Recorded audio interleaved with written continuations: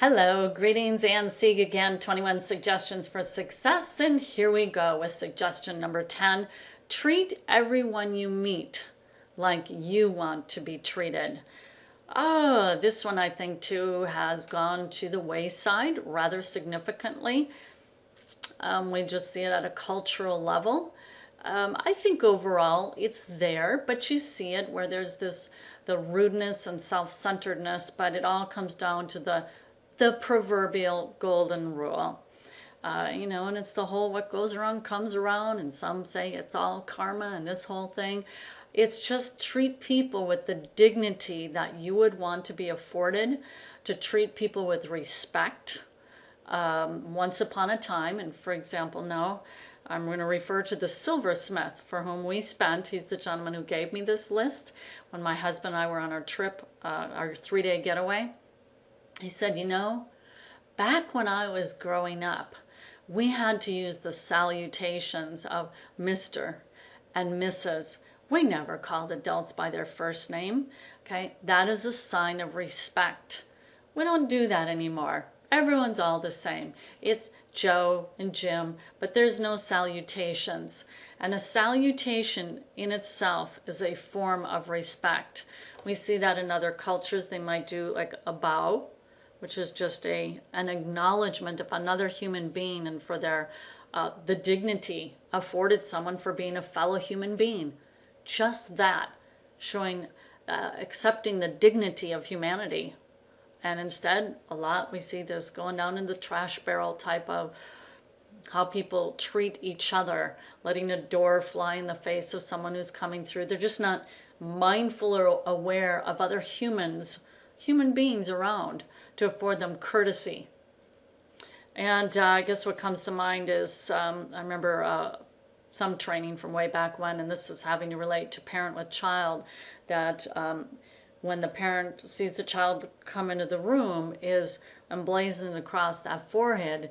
Forehead is, I don't remember what it, I am of value, I am of dignity. Treating other fellow human beings with dignity because they deserve it. That's a worldview, some would say, and I would be in agreement, because they are created in the likeness of God. And so you respect that rather than, well, actually, we fit in with cat and dogs, and there's really no distinction between the whales and the this and the that. We're all just a bunch of species running around on the earth, and there's no differentiation. I don't ascribe to that. I ascribe to that we are created as creators. We're special, we're unique. I very strongly believe that everyone has a giftedness and a purpose for being on the planet. The child with Down syndrome has a unique giftedness that somebody else doesn't have. And instead we've seen, well, I don't even want to go into it, but so I ascribe to a worldview where we are all created as beautiful creatures, and even when we're flawed in our many different ways, physically, mentally, however it may be, that you respect people because of the dignity that you should be affording them. So is this a suggestion for success? I think it is. I don't think someone who treats people like dirt is a successful life. It's all self-centered, and I've always, as I raised my boys, I said, your purpose on the planet is to find out, to discover how you can serve other people. That is your duty, that's your obligation. And rather, our culture is all shifted towards it's all about me. It's all about fulfilling myself. And I really feel that we are wired, emotionally, spiritually, that we are at our greatest. We are at our pinnacle. We are at our best and our finest when we are able to serve others and help people get what they want. And I don't mean it's just all pure servanthood, and I don't mean, and some like, oh my gosh, what is Ann talking about? But this is where we find fulfillment ultimately, while other teachings would be taught that no, that's all about me. Well, there's a balance of that. You have to love and care for yourself and nurture yourself. But if that's all you do, What a sad and shallow life. A very sad and shallow life. And we see that. My husband and I will have dialogues about that. And it's such an unbecoming trait.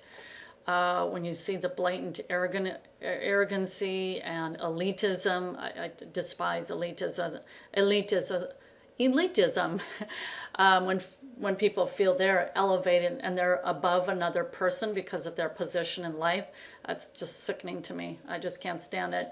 The word humility, that word means of the earth, because that's kind of where we end up, is of the earth. And so to be humble and to have humility means to be mindfulness of where you came and for where you're going, and that we're really kind of all in the same boat. And so what is most pleasing when you see, for example, a really successful sports figure and they remain humble? It's like, that is like pure shock and awe these days, because more often than not, you see that the character isn't well grounded, and when they do receive fame and recognition, they can't handle it. They're not grounded, aka humility, and they come off just, it's disgusting.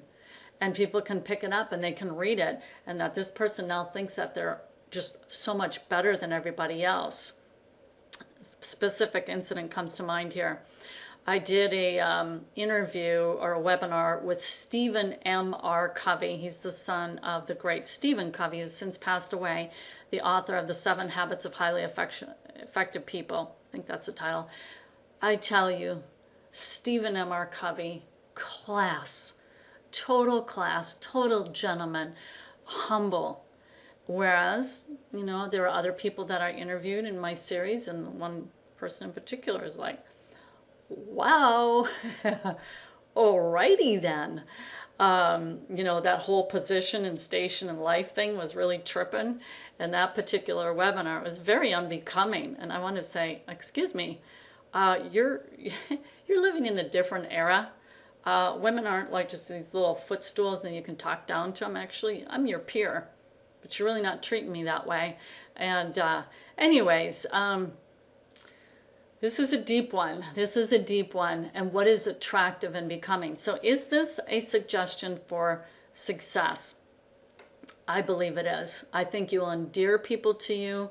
Like attracts like.